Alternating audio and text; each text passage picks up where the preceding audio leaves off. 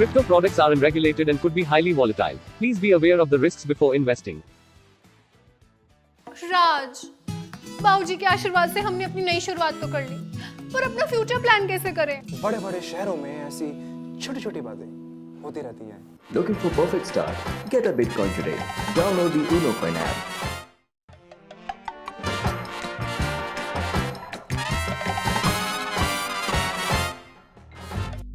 जब मैं तेरी उम्र का था ना, तो एक successful career, long term planning सब रेडी करके रख चुका था। और एक इन महाराज को देखो, पूरा दिन फोन में लगा रहेगा। दैट प्लानिंग तो मैंने भी कर रखी है, ऊनो कॉइन के साथ। नए जमाने के साथ नई चीजें आजमाएं। Looking for Bitcoin? Download the Uno Coin app.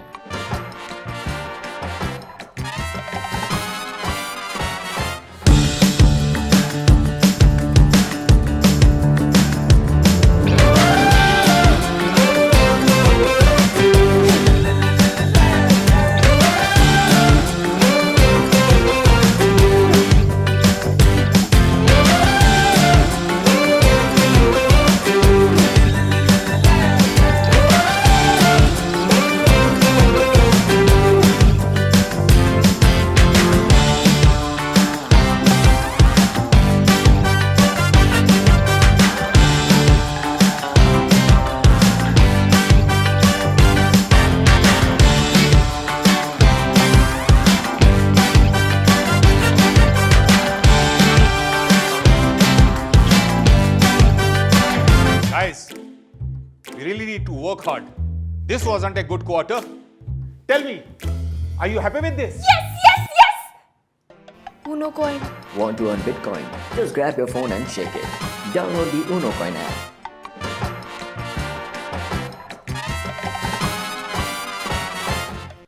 Bitcoin, Bitcoin, Bitcoin, Bitcoin, Bitcoin, Bitcoin, Bitcoin, Bitcoin. Get a systematic buying plan from the Uno Coin app to get your Bitcoin today. Download the Uno Coin app.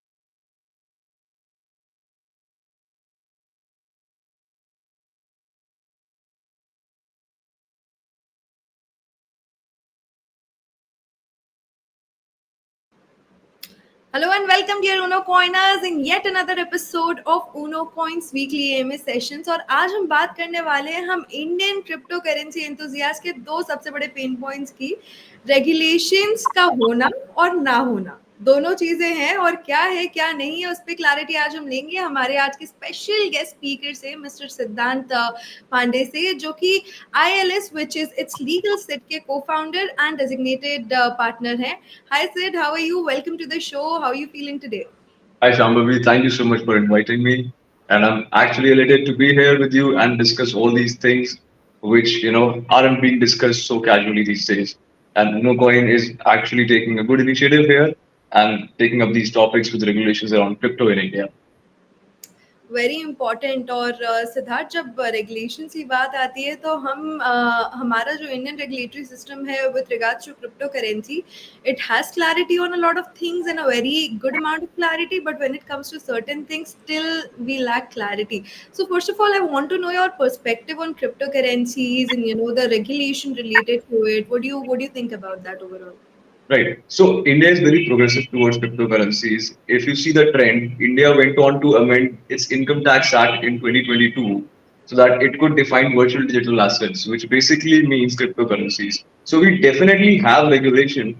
The only drawback that I personally feel is the high rate of taxation on the capital gains incurred from crypto. We 100%. def- Uh,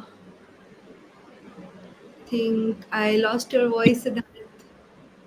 am I with you? Am I with you now? Yes, yes. I can hear you. Okay. So should I repeat myself again? Yes. Thank you so much. So basically, I'm saying India is very progressive with cryptocurrencies and its adoption. We should see the trend and we should realize that in 2022, the Indian government amended the Income Tax Act to include the definition of virtual digital assets. Virtual digital assets basically refers to cryptocurrencies in India. That's one. And secondly, the Indian government also has its own cryptocurrency, right? And every bank has their own app on the Play Store, which is selling these cryptocurrencies. So India is definitely adopting cryptocurrencies, and we do have regulations, but there needs to be more awareness around it. And the only drawback that I personally feel is the high rate of taxation on the capital gains when you make profits on cryptocurrencies in India.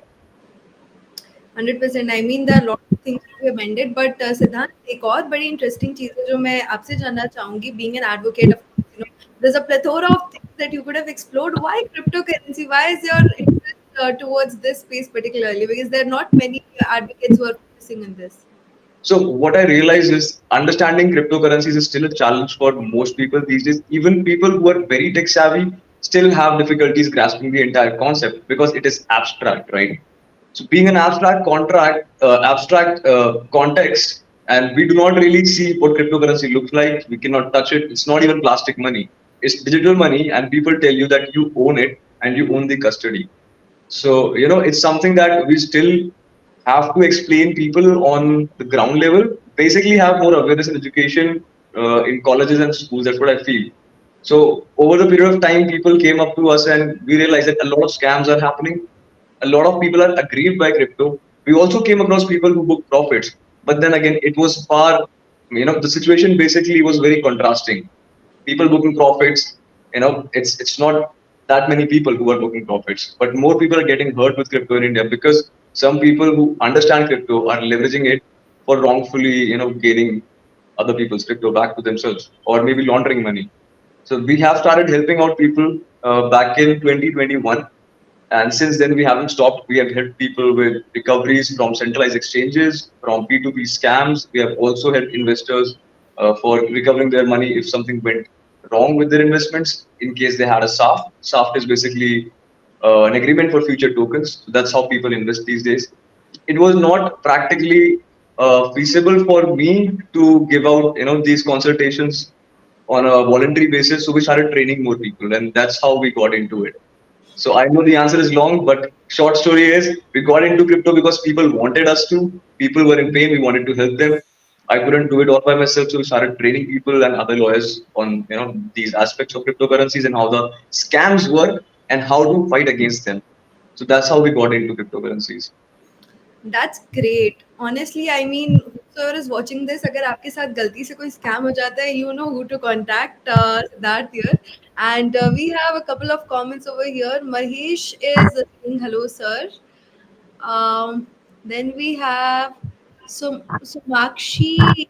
I'm so sorry, I don't know I can pronounce her name correctly or not. But what the question is that we are in the election time, and what can we expect in the next government movement on cryptocurrency? As in, what can we expect the government to do post getting elected, whosoever gets elected?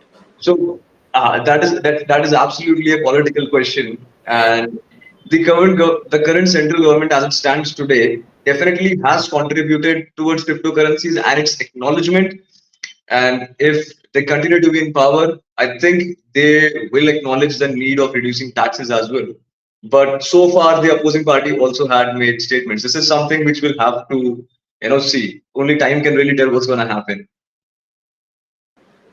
हाँ, ये तो है, मतलब ये काफ़ी ही subjective चीज़ है and you know different people are gonna have different opinion. Even interestingly so this space is so small and so neglected that I don't see any politician talking about it particularly as an agenda for their you know for their reign.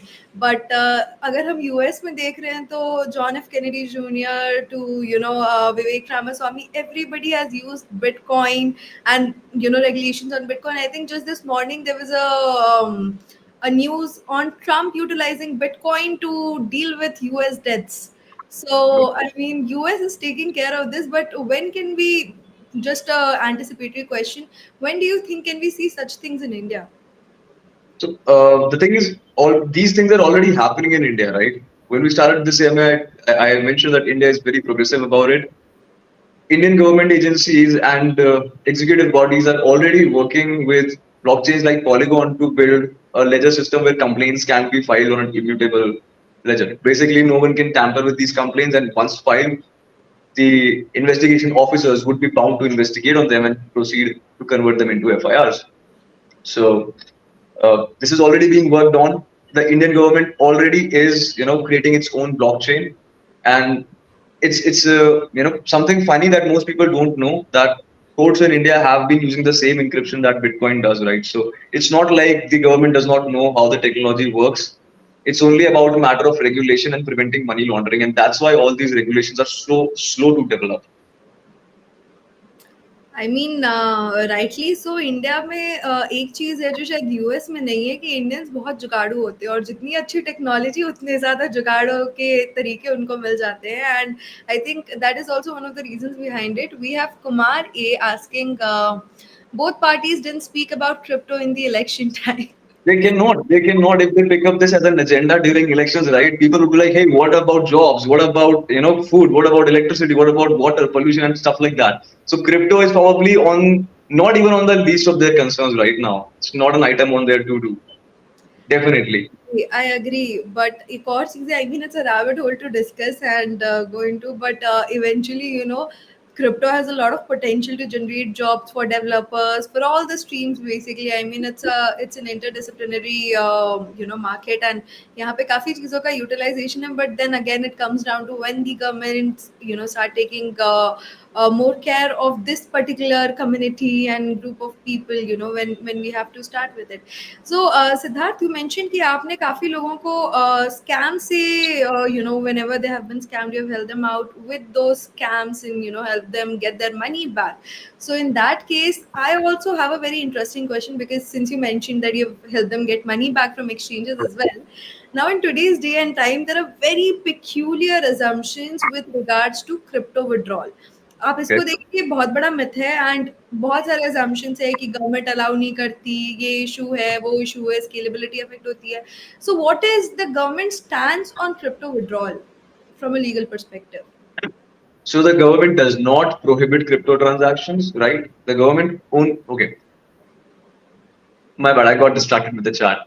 So the government basically does not care about you not making any transaction. It does not prohibit cryptocurrencies. The government only wants you to pay taxes when you book profits. That's all.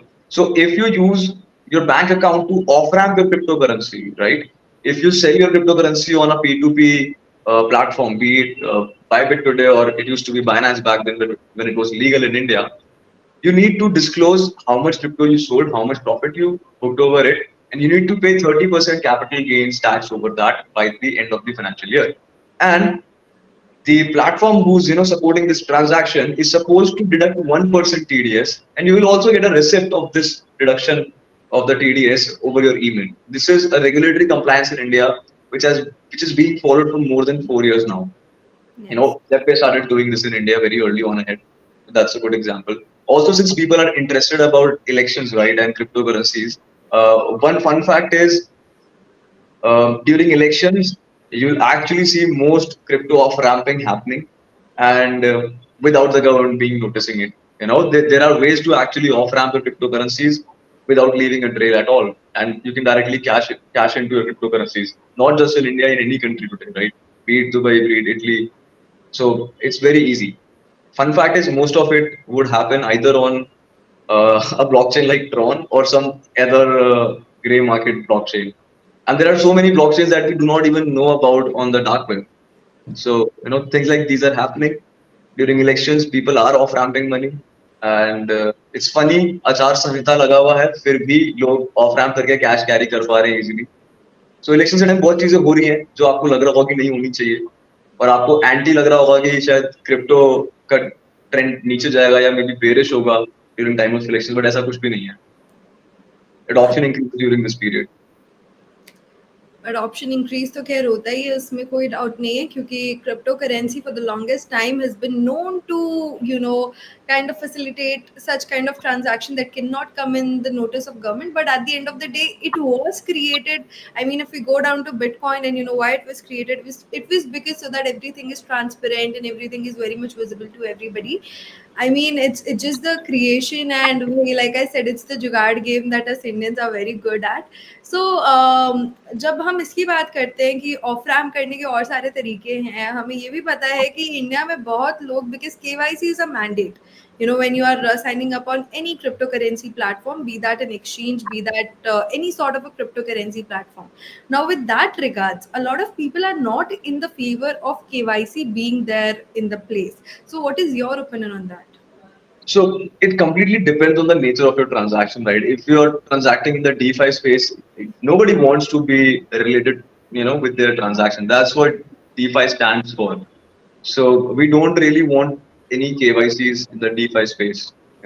Nobody wants that. Even if you, go ahead and try to play a game and it's supposed to be a decentralized game, but you have to go through the entire exercise of doing your KYC, submitting your Aadhaar, submitting your PAN, doing a video KYC. All of that would become too tedious, and the entire ease of just connecting your wallet and getting whatever you want to get done on the tap would not be there anymore. So that's why no KYCs in the DeFi space, and the only way I see this being regulated is it being semi-regulated. The government reserves the right to know when you off ramp the money so that you are not able to evade taxes, and that's it. But do not touch the DeFi space. Otherwise, it's not DeFi. It's not decentralized. 100%. I mean, that is the issue, and I think a lot of people understand that as well. But we have a tax-related question here by Jayant. Jayant is asking 1% TDS and 30% GST, not GST VDA. कब तक revise होगा कि नहीं, sir? So no clue, no clue. We can only interpret the law and wait for the government to amend the law, but probably in the next 5 years, at least expect 5 years to for India to completely adopt cryptocurrencies and for it to become a household name. Hear me out completely. You guys didn't hear me out completely. Well, in such circumstances, when people ask questions like when are we gonna see relief on taxation and this and that, I think I have one mantra, very very solid mantra there, that just keep hodling, keep stacking sats, keep hodling, do not sell, keep it as a store of value. I mean, for traders, of course, the game is very different. They can't do this in any which way, since it's a means of earning money for them. They have to pay taxes. But for the people who are not traders but investors and say small investors, just keep stacking, don't worry, and once you see some relief in taxation, maybe if you want you can sell it or use it whenever. That is the best way to go about with it, in my opinion. It's actually small investor. Sorry to cut you in, but you are right. You are absolutely right. It's actually the small investor, people like you and me, who want to trade on the spot market on not on a daily basis, but want to make some good money, invest wisely. We are the ones who are going to suffer. Why? Because we have to pay 30% capital gain tax. If we were a corporate, if as a corporate we get into crypto, you can register yourself in any country that has low taxes on crypto, right? You can go to Cayman, you can go to BVI. So all these things make a lot of difference. Definitely. I mean, this has been a very, very prominent practice with other industries as well when it comes to taxation. And I mean, what can somebody do? It's the way it is. But at the end of the day, law of the land has to be followed by the companies or the individuals. So, I mean, that's the best way to go about with it. So, Siddhant, tell us one of your P2P scam story that you might have come across, and that was very peculiar, and you felt like people should know about that in order to stay cautious. So there are actually a lot of stories, right? And the first thing is that always get the WhatsApp number of the P2P, trader that you're dealing with. Let's assume that you are on an app like Binance. You're trying to off ramp money, which means you're trying to sell your cryptocurrency so that you can have some money in your bank account, right? That's what basically the transaction is about. So let's say you and I get meet each other on a P2P app, and I do not take your WhatsApp number, or I do not take your number, right? Then I do not have any means to even file a complaint against you, because the police won't be able to get the data from Binance so easily. You can get the blockchain transaction ID, but it's hardly, of any use. There's no identity attached to it on the blockchain explorer. So always at least get into the habit of taking numbers. That's how we have been able to actually save people. Once you have been scammed on crypto, on a P2P platform, right? There are two ways to actually get out of it. So one, you actually play the victim card. You go ahead and file another complaint against the person who has scammed you. Because what usually happens in P2P scams is that your bank would tell you, hey, we have put a lien on your bank account and you cannot use your bank account. It's frozen. Or maybe they will freeze a certain amount of money in your bank account which won't be usable anymore. In such cases, the bank needs a direction either from the police or from the court, saying, hey, please unfreeze this person's bank account for whatever XY reason that your lawyer can use to defend you. It could be saying, hey, I was a victim here, I have been scammed by somebody else. Or you could go to the high court, file a writ petition and say, hey, please direct the bank and the police officers to unfreeze my account because I haven't done anything wrong. It could be a writ of mandamus. It could be a mandate to the police officers by the high court, or it could be a writ of quo warranto, which basically means by what authority have you frozen this person's bank account. So these are the strategies available if you get scammed on P2. I mean, I personally prefer, again, guys, it's not a financial advice, it's just what I personally prefer. I prefer transacting through an exchange is much better when it comes to small transactions, because P2P, it can go very deep down and it can get your. I mean, it's a very long process, and we know how the legal system of India is so slow, and we cannot, imagine having all your savings in one bank account and it's all frozen because of a P2P transaction, right? So it's always better to utilize an exchange. At least there's a party in between who is responsible for these, and you won't get scammed for the very least. So that is very, very important. Jayant is asking, I have an Uno Coin account, but I'm not opening this because of heavy taxes. So, Jayant, आपको crypto currency खरीदने पे कोई taxes नहीं है. Like I said, keep stacking, keep buying and keep hodling until you feel that, now the taxes are, something that you can bear with, and you want to sell off those assets. But I would see cryptocurrencies, not cryptocurrencies. For me, I'm more of a Bitcoin focused person. So that is my center focus as a store of value. Whatever I save, I put it in that and I just leave it there. That is the best way, because I mean, 10 years later, that's gonna be your big, treasure box when you open it, and hopefully by then the taxes. Hopefully a Lamborghini. Sorry. Hopefully a Lamborghini. Hopefully I think more than just a Lamborghini. Given past 10 years of progress, I can assume a lot more than a Lamborghini. But again, guys, not a financial advice. You do your own research. We are here to help you out with whatever you need, but it's very important to conduct your own research. Okay. Binance is now banned for India. They block Play Store URL also. Yes, Jen, I think they are in talks to get back. But in the meantime, you have Uno Coin, so why worry about that? Here we have P2P is very dangerous. Is a very dangerous thing. Exchanges are the best. I agree. It's the best medium of transaction at this given point of time in India. I don't know about other countries, but yes, this is the best way to go about with it. So again, when it comes to exchanges, Siddhant, we know that exchanges have to register as PML entity, FIU registered, and all of these processes. So what does it mean for a user?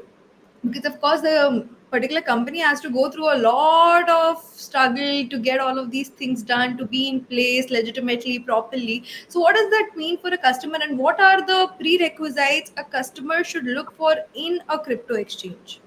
So I think crypto exchanges that offer a platform where you don't have to, transact with other users, but you are still able to sell your cryptocurrency to the platform itself are the best ones. Even if they do KYC, even if they take your financial information or your, other kind of details, you should be happy to hop on such platforms. Why? Because they are safer. They are managing all the compliances. And when a company, when an exchange says, hey, we are doing all the regulatory compliances, we are following the laws, that means you are in safer hands. That means if something goes wrong, you can always go before a court and seek remedy. But when you trade on platforms which are number one, not based in India, number two, are offering P2P features, they are the ones which are most risky. If you are an Indian user, you should definitely be on an Indian platform, because then you always know what kind of laws are they following, what kind of remedies do we have available if anything goes south. So that's the best advice. Being an Indian, use an Indian platform. 100% I agree with this so much. And I mean, I don't mean to defame anybody, but at this point exchanges like Uno Coin are the ones giving you all the facilities, including withdrawal of your crypto to your self custody, all of these things inclusive. And being in the business for 10 years, it's very important to look at all of these aspects. Now, I also believe that somewhere with our current market situation, the cryptocurrency adoption growth phase in India, and with the upcoming bull run, a lot of people need to know about these warning signs, or say, green flags or red flags about a particular exchange when they are onboarding themselves onto it. Because at the end of the day, most people don't even know what self custody is and how to do it and what's the importance of it. And most of these funds end up on exchanges. Imagine, it's always better to be on an exchange that provides all of these facilities. So coming to self custody, Siddhant, what is the regulatory concern like with self custody? I have heard people have assumptions, not truth, assumptions, that even self custody could be one day confiscated. It could be confiscated by the government in some manner. So, is there any remote possibility of any such thing happening ever? I mean, if your ledger device or your hard wallet gets confiscated, of course that's happening, right? That's the only case it can happen. If you're using something like Rainbow, MetaMask, all these decentralized wallets, which are available on your extensions, browser extensions, they are the ones which you may not, lose so easily, because nobody knows who owns it, and all you need to do is remember the seed phrase. That's pretty much all. So it's hard to lose their access, and it's easy to keep that custody with you. But when you store your assets in a hard wallet, and if you lose the password, and there's no way you can recover. That's the same case with the hardware wallet being confiscated. So if, let's say, you own a hardware wallet, I end up stealing it, and maybe the court confiscates it. It's with the court. You cannot really access it. It's a piece of evidence now. Things like that can happen if it is linked with something which is a dispute or might be related to an offense, basically. So Okay. try not to go around and offending people. I would say, do not commit crime, and keep your hard wallet safe. Yeah, very important. Keep it safe. Keep it like the most important treasure in your life. It's like the gold in your tijori, even a little bit more important. I would say just keep it very safely. We have Shri Krishna here saying GE. I think आप कुछ लिखना चाह रहे थे, and it's Good okay. evening. Sorry. He means good evening, I guess. I guess so. Okay. I mean, if that's good evening. Otherwise, if you have any questions, please feel free to drop in the comment section. We'll be very happy to answer.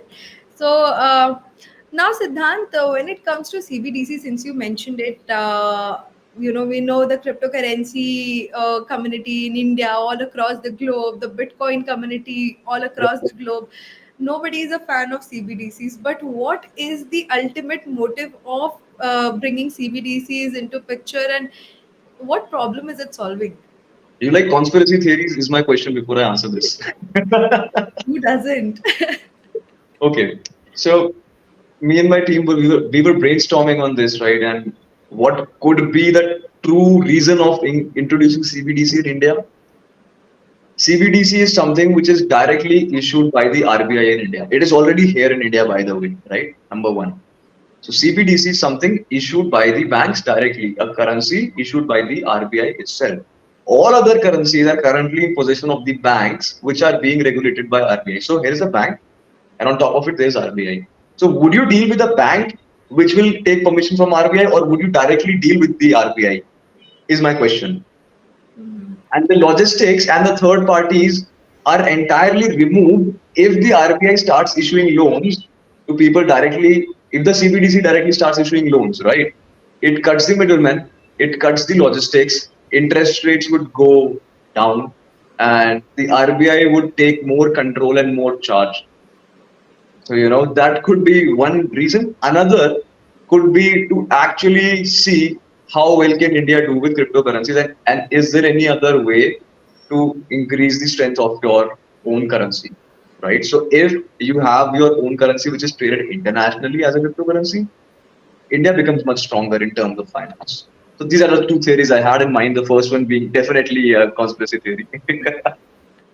Well, with the middlemen involved being gone because of CBDCs, I believe the job problem and all of these basic problems of India are gonna just, surge more and more and further above.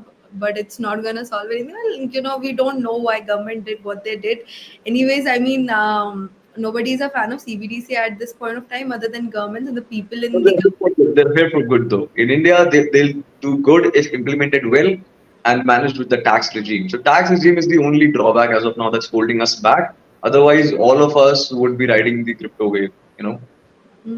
That's the only thing to bring people. But CBDC is good. That's what I would tell everyone. Okay, so we found one CBDC fan as well. Okay. We have here one more question by Shekhar. I'm gonna call you Shekhar because I can't pronounce your first name. In India, Indian exchanges are the best. I have so much experience about you. Uno Coin is exchange is the best one. I got a profit from your company. Oh, we are very glad to hear that, Shekhar, and we hope you continue to trade with us. It's our mission to give you the best service, bring one to billions, and happy that we are able to reach some of those, goals assigned. Okay, now the next question. And I know we are supposed to talk about regulations here today, but another interesting question, since we were talking about conspiracy theories and everything, and we know that Bitcoin was created to solve a certain problem that was related to money, particularly. But then we also saw the same technology being used in multiple directions, and it opened a very wide spectrum of things that you can do, namely Web3, and there are multiple things right now. There are smart contracts. There are blockchain developments. I mean, things are being developed, decentralized applications. There's so many things now coming into the picture. Now, what are the laws, regulations with businesses? I mean, how difficult it is as compared to a normal business if they are planning to get onto this side of the business? So, for starters, right, we need to understand what kind of businesses are operating in the crypto space in India, right? Number one, you'll find a lot of exchange platforms. Number two, you'll find some, decentralized projects. But then, since they're decentralized, we don't talk about them when it comes to regulations. So, exchanges are the top ones, and then you'll have other kind of projects which probably want to sell tokens. NFTs might have a game, might have a social media platform, any kind of project that wants to either build cryptocurrency, sell cryptocurrency, or trade cryptocurrency, right? They have to pay taxes on the profits. Again, it all boils down to taxes. Other compliances are pretty simple, right? So banks have been doing KYC activities for ages now. It's not new to the people, right? It's not like crypto people have come from Mars. They already are familiar with KYC. So it's never going to be an issue for either companies or users to go through the KYC exercise. It's always the same thing, be it a bank, be it a cryptocurrency project. And in terms of other money laundering laws, banks have been again doing the same thing over all these years. So it's not going to be something difficult for all these projects to manage. And all these compliances and all these laws are already in place in India. There's even a body called ASCI in India which regulates cryptocurrency based advertisements.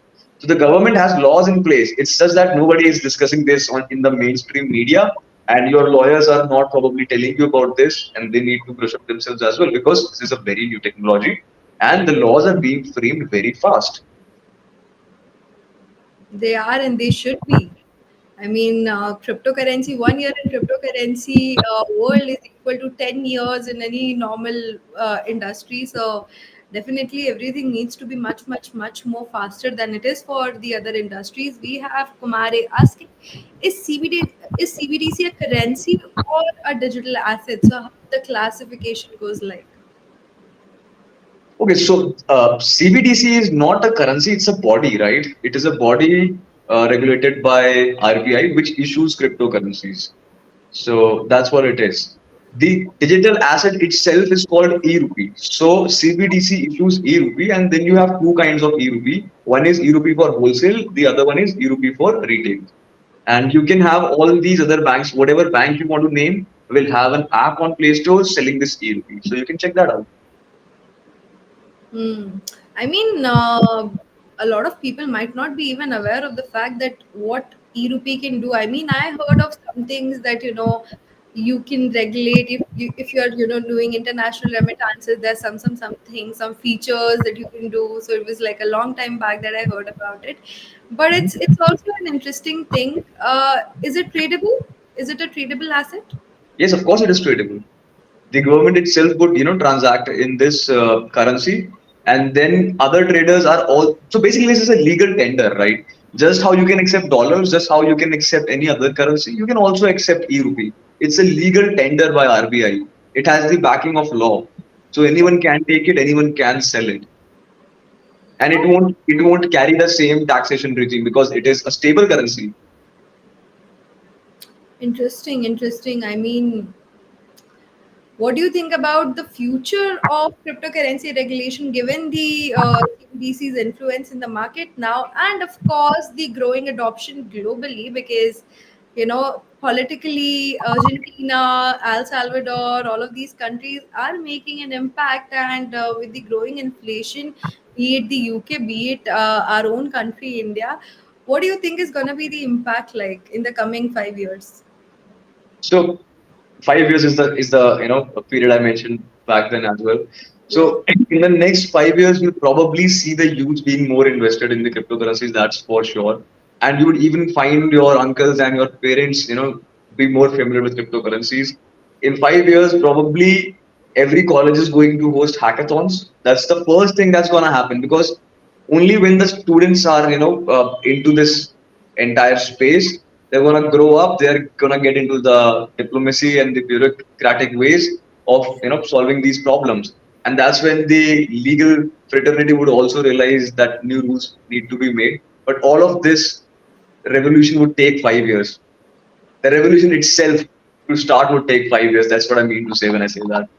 But 5 years is not too long. Trust me, in cryptocurrencies, it's not too long. Hold your assets as of now. And there are tons of platforms that will let you even off ramp your money. If your entry and exit timings are good, you will make good profits, and the government will also make good profits with your taxes. I mean, 5 years, lot can happen, and interestingly, That's going to happen, You, sorry. you, it's a revolution basically that you're going to see in the next 5 years. The government and the community, everyone would be fighting over the power. The government would want to regulate this. The community would want to stay decentralized and anonymous. It's a tussle. So, a revolution will happen. People and the government will have to strike common ground. How that happens is something we'll just have to wait and watch. But I'm sure it's going to be fun. It's gonna be fun indeed, and being early adopters, we're gonna have a nice front row seat, and we're gonna be watching what's happening, and it's gonna be exciting for sure. And I mean, the purpose of Satoshi creating Bitcoin was also financial inclusion. We see in India people lack financial literacy. I mean, I remember reading a statistics from 3 years back, and it said only what is that, 77% Indians are financially illiterate, is what that particular study said. And imagine in such a situation, government also needs to, kind of promote financial inclusion. How do we do that, and how is cryptocurrency gonna play a major role in this? That's actually a very tough question. Do you know why? Because it's about sociology. It's nothing related to law. It's nothing related to cryptocurrencies. It, it's something I really cannot, answer on. It is. I actually cannot comment on it. Okay, no worries. I mean, it was just one enthusiast to another, but 100%. Okay, so talking law again, how difficult is it gonna be to regulate financial inclusion given the number of scams? So just to understand. Okay. So basically, people need to understand negotiable instruments is what I feel first, even before we discuss what finances mean, because I'm pretty sure you remember the discussion we had earlier about negotiable instruments Yes. and how cryptocurrency is just another negotiable instrument and people don't realize it now. The check that you offer to your employee, right? The currency notes that you have in your wallets in your back pocket, and the cryptocurrency that the CBDC in India, the RBI in India is issuing. They are all legal tender and they are all negotiable instruments, which basically means if you hold any of these assets, you can negotiate it for any other asset, right? So financial inclusivity would come only when people understand money fundamentally, right? They need to be coached about it. It either has to come through parenting, right, or it has to come through education, right? So nature or nurture, either of it, you figure it out. Neither of that is happening to the current generation and the generations that came before that I am very sure of. And if it is, they're very lucky, but 100% education regarding this has to be included. And right now a lot of colleges and universities are including blockchain courses as a GP course in their curriculum. And definitely a lot of kids are very enthusiastic about developing on open source networks and everything. See, somebody getting a grant for developing on an open source network, what do you think the tax implication is going to be like? Again, the capital gains, or is it something else as well? Will it be counted as an income, or what are we looking at as So donation? when you do it as a corporate organization, right, it's more complicated because it's not just capital gains. Then you also have to pay GST, right? So if you're offering services, it's gonna be GST. So which means you're gonna charge GST from your users. So that causes problem with adoption of the whatever model or whatever infrastructure you're building. So GST, TDS, and capital gains, all of them combined. These are So, all you have to. You how, can't always cost. Sorry to cut you. Please go ahead. so as an individual, how is it going to look like? See, imagine somebody is contributing to an open source network, namely Bitcoin, and they're working on it, and they received, say, some grant. What are the tax implication going to be like on that? So the current amendment to the Income Tax Act treats any kind of crypto profit as capital gain. So even if you were getting your salary in crypto in India, you still have to pay that 30% capital gain tax. You cannot tell the income tax department saying, "Hey, this was my salary and this is my only income." As of now, they don't realize, not realize, they do not acknowledge. They definitely realize this. They do not acknowledge this fact on paper that hey, a person can earn their entire income through cryptocurrencies and not even touch the currency, right? So that's something that is happening. I've seen a lot of clients who come to me, they get paid every month in cryptocurrencies. They're working with, big blockchains. Some of them are developers, some of them are community managers, some of them are influencers, KOLs. So what happens with all these people is they get paid in crypto, either in a centralized wallet or in a decentralized wallet. And when they go ahead and off ramp it through a P2P, that's how they become my client. So you know how not to become, Siddhant's client as well. Do not interact in P2P things. So that is the best way. But I'm sure there are a lot of other scams out there, Siddhant, and I mean, I lot. don't mean to scare anyone, but we have legit seen PAN cards getting impounded if you get stuck too bad. And I have dealt with both ends of the spectrum, right? So you need to understand it's not just the victims that we are dealing with. We are also dealing with the culprits. So I don't mean to dwell too much into that because that would eventually go on and breach confidentiality. But point being, lawyers work on all the different ends of the spectrum, right? It's not just the good that we see. It's not just the bad that we see. We have seen everything between them and both of them. It's scary when it comes to your social security It's numbers and don't, current. don't get afraid. Stay positive. Simple nuska is do not get involved in P2P transactions. That is the best. Or if you are getting involved, I would suggest you should know this person really well, really thoroughly. You should have some common person who can be an say somebody who could who could say that okay fine, I know this person, you can rely on this person, that I mean there has to be some sort of a confidence in that transaction. Otherwise I don't think there's any resort to it. I'll give you an example how my other clients. Sorry, do you want to say something? No, go ahead. So I basically came across a lot of my clients eventually adopting this practice of trading cryptocurrencies within the community itself. So they would not really go to a P2P platform. They would do the P2P in real life. So let's say you and I meet, I give you my cryptocurrency, you give me cash right away. That's how it's done. Because you could be a trader, you could be somebody who's wanting, to get into crypto. You could be someone who deals with crypto every day. So real life P2P is still better.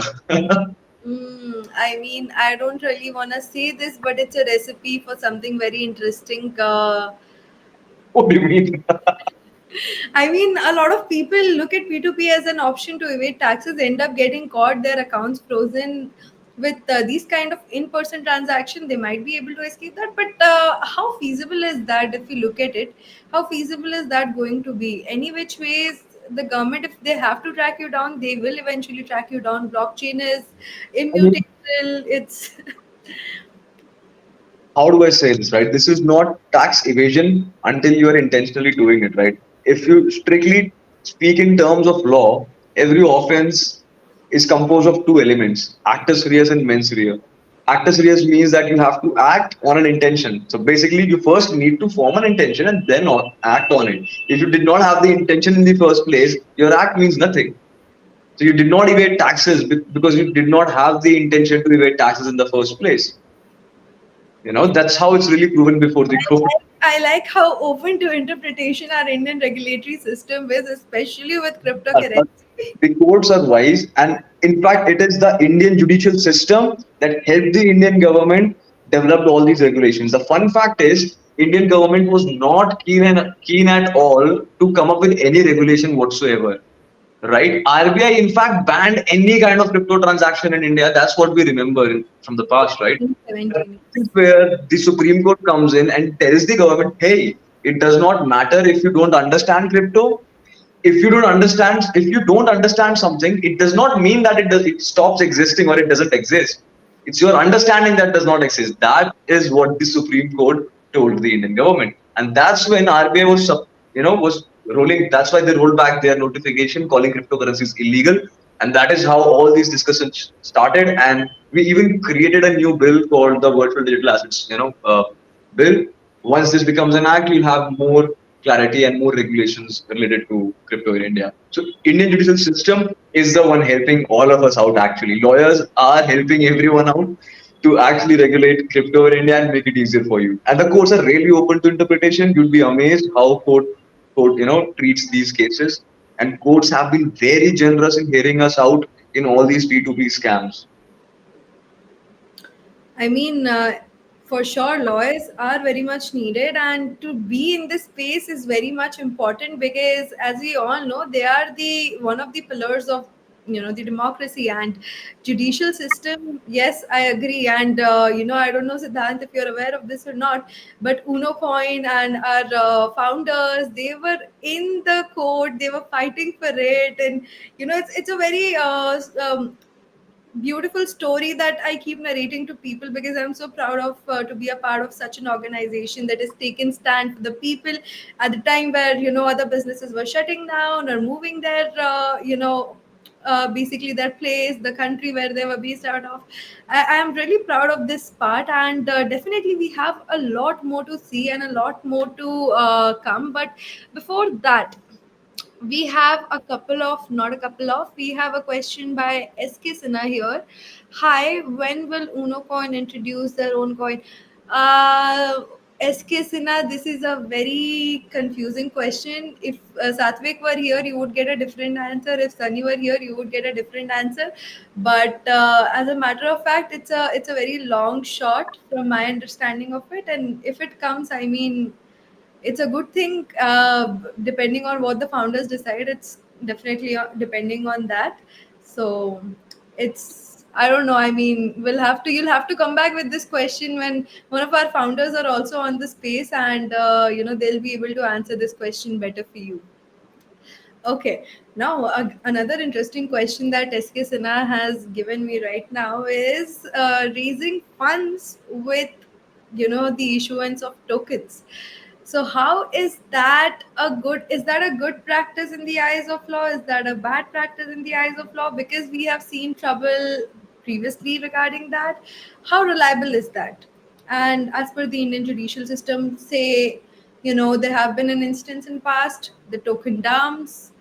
What is the regulatory recourse for that? So in India, right, there's no such regulation with issuance of cryptocurrency, right? So how US is very clear on the fact, the SEC is very clear on the fact that hey, you cannot conduct ICOs. It's a very clear stance. Yes. Simple. India has IPOs, all these other countries have IPOs, which is a very traditional practice for companies to raise funds. It's just not recognized the same way in India as of now. So we'll have to wait for the 5-year revolution we talked about. So that's a long way for us to see ICOs being regulated in India. And when I say regulated, I hope they do not say, hey, it's entirely banned. But until it is entirely banned, I mean, until they are silent, right? As of now, they're silent. So there are projects in India who are conducting ICOs, right, on their websites and other platforms. They're also getting a lot of media attention, but that's all, of course, paid media. We don't want to get into that. So the fact being that you can do ICOs in India as long as the Indian law does not say, hey, it's banned from now on. So until then it's tricky. You can do it if you have a good legal team and you're not doing anything shady. If you are going to pay your taxes, if you're going to maintain the KYC and you're gonna follow all the money laundering laws, anti-money laundering laws, then you're good to go. You can do an ICO in India, but it's tricky. It's not easy. But from a consumer point of view, Siddhant, say, I bought a certain company's ICO and it happens to dump like real bad. Okay. And, I mean, I don't know how to put it together. And this has happened in the past. There's one very infamous story, if I have to say this, where this has happened. Now, in such a case, what is the regulatory recourse like in terms of a consumer? But the recourse is very tough because, as I said, there is no regulation, right? You can only hope that the cryptocurrency that you bought is from a company that is actually registered in India, and hopefully it is at least registered. Because if it's not registered, you don't even know who you are dealing with. Most people do not disclose their name when they do ICOs. So it's good to do your own research before you actually invest in. And if you forgot to, DYOR, how you say that in the crypto space, if you didn't research, if you're stuck in a position, it's a bottleneck. The only thing you can do is try to figure out the people who own the project and file a case against them. You could, go for a criminal proceeding for fraud, for cheating, for financial fraud, right? India also has, separate agencies dealing with financial frauds in every state differently. So that's one remedy available, but it's tough because even the police won't be able to track down these people if they were there only to scam you in the first place. Scammers are getting smarter every day, right? So things like that definitely happen. But if you were wise enough to conduct research and you invested in a project that happens to be a legally registered project in India and they did not scam you, the price just tanked. That's a sad story. But if the registered company does anything fishy, you can fairly easily find and nab these guys and have your money back. At least have justice in the first place, and the money would follow. If hopefully if they do not spend all of it before getting nabbed. I mean, that's super helpful, and you're all. think people probably might be really scared by all these Yeah, stories. we are doing crypto scary stories today. Then get for asking a lawyer how they have helped, because I have to tell you the context first, right? I need to tell you the pain point first before I really tell you how I helped them and why they needed help in the first place. 100%. I mean, space is very beautiful, very interesting, but being cautious in cryptocurrency or any other space is very, very important as a consumer. I'm a silent contributor to the ecosystem. Nobody talks about that. Please mention that in the podcast. Make it like the caption for your video when it goes live on YouTube or something like that. Lawyers contributing to the Indian Web3 space. Actually, it should be an entire movement. In fact, it should be a community, but there are not so many lawyers to be, For my business. No, good for. Let's. 100%. We will work on a community for you, and so that anybody who needs help should just come to that community, and it should be there. I mean, it's the work of God. Trust me, it's the work of God. People don't know what to do. People don't even know what they're doing when they first get into cryptocurrency. So being scammed and everything, they don't know where to go, and it's very complicated because the traditional lawyers wouldn't know about it, and I just they're out lucky. of That's options. how I got into the space. I just got lucky. People came to me with all these problems, and I had no option other than understanding what's really the problem. I got into trading, and I realized that this is not that every lawyer can do, because they don't really have the time to go through it. Imagine 50 degrees temperature outside, right? A lawyer in their court running errands throughout the court by 5 p.m. They're literally exhausted. They're drained out.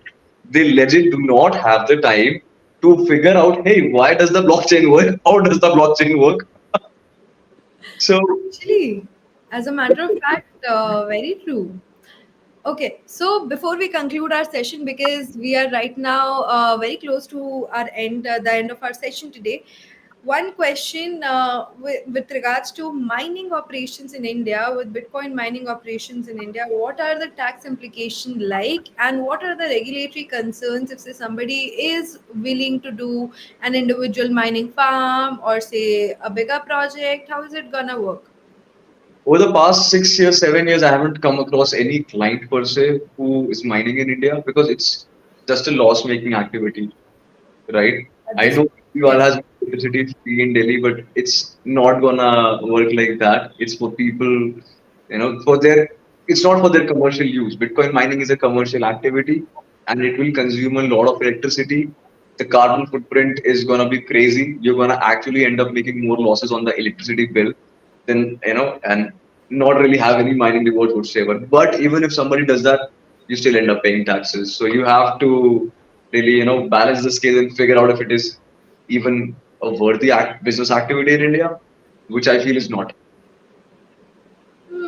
True. I mean, that will also depend on the scale of operations and other things, but it's going to be considered as normal Would income tax. sorry to cut you in with it. One more factor that you also need to factor in is that GPUs are on a very high demand, given the fact that AI space is also booming. So if you compare the GPU demand with what it was when mining was a trend to what the prices are today, you're gonna be shocked, because it's almost more than thrice the demand these days. That is true. I mean, these are the sad. Not even in like the B2B space. I'm talking about the demand in retail market. Okay. So, Siddhant, before we end our session quickly, because we have just 1 minute left now, and I want you to tell me from a business perspective, what are the red flags and what are we supposed to avoid in order to not get scammed in this space as we enter? Okay, so the first thing would be to always use platforms that are based in India, right?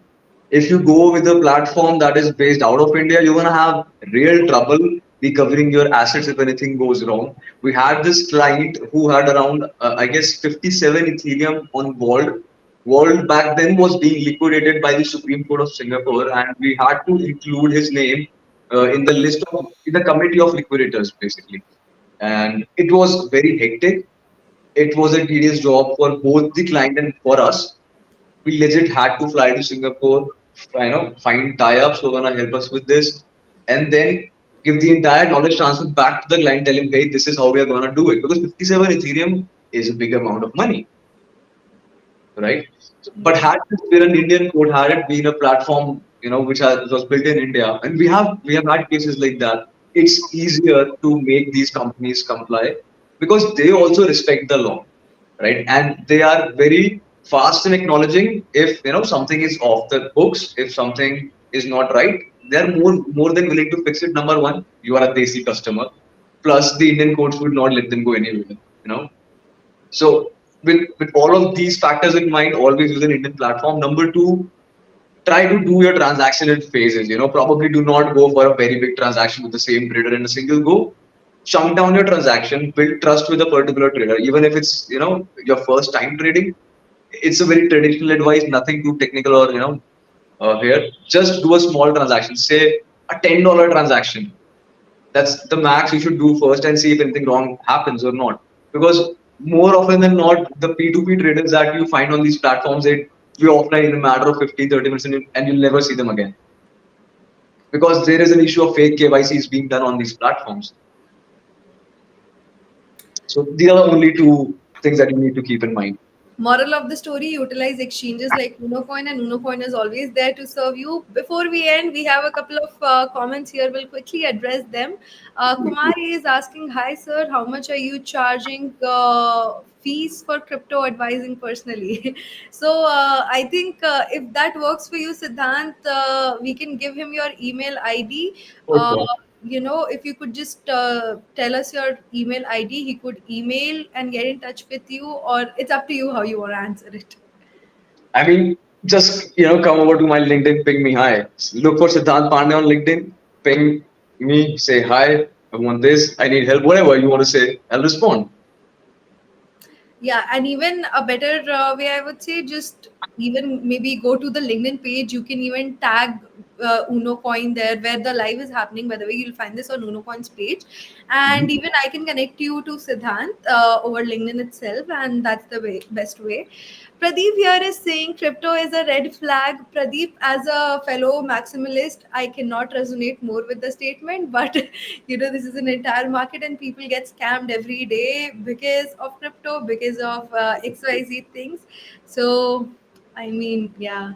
So it's how everyone wants a French woman because even when they scream at you, it's like music to your ears. That's how crypto is.